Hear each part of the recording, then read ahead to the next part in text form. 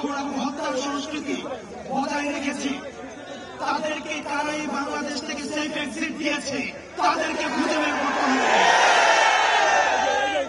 তাদেরকে ক্যান্টনমেন্টে আশ্রয় প্রশ্রয় দেওয়া হয়েছে, তারা এটার সাথে জড়িত, তাদেরকে খুঁজে বের করতে হবে।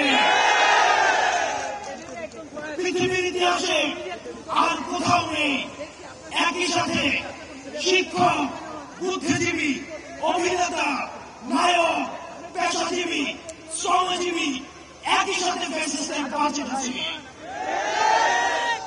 আজকে আমাদের সময় এসেছে তাদেরকে খুঁজে বের করা, সেই ডাক্তার সেই আহতদেরকে চিকিৎসা দেয়নি,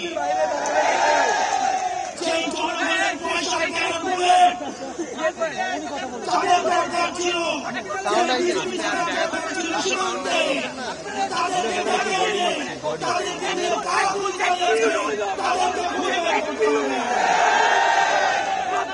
আমার পুলিশ ভাইদেরকে কারা ব্যবহার করেছে, তাদেরকে খুঁজে বের করতে হবে।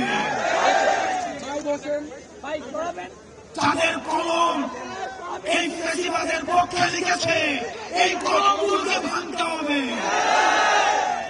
সেই এই ফ্যাসিবাদকে সমর্থন দিয়েছে, এই জিহ্বাগুলোকে আটকাতে হবে। সেই নায়ক, সেই অভিনেতা যারা সিনেমা বানিয়েছে এই ফ্যাসিবাদের পক্ষে, লক্ষ লক্ষ কোটি দিস্তা কাগজ এই ফ্যাসিবাদের পক্ষে সমর্থন জুগিয়েছে, এই কাগজগুলোকে পোড়াতে হবে। প্রিয় সহযোদ্ধা, আমরা দেখেছি গত 16 বছরে আলেম ওলামাদেরকে যারা গণতন্ত্রের পক্ষে কথা বলেছে, যারা গণতন্ত্রের পক্ষে কথা বলেছে, তাদেরকে যখন জেলে নিয়ে যাওয়া হতো, তাদের কোমরের রশি বেঁধে তাদেরকে জেলে নিয়ে যাওয়া হতো।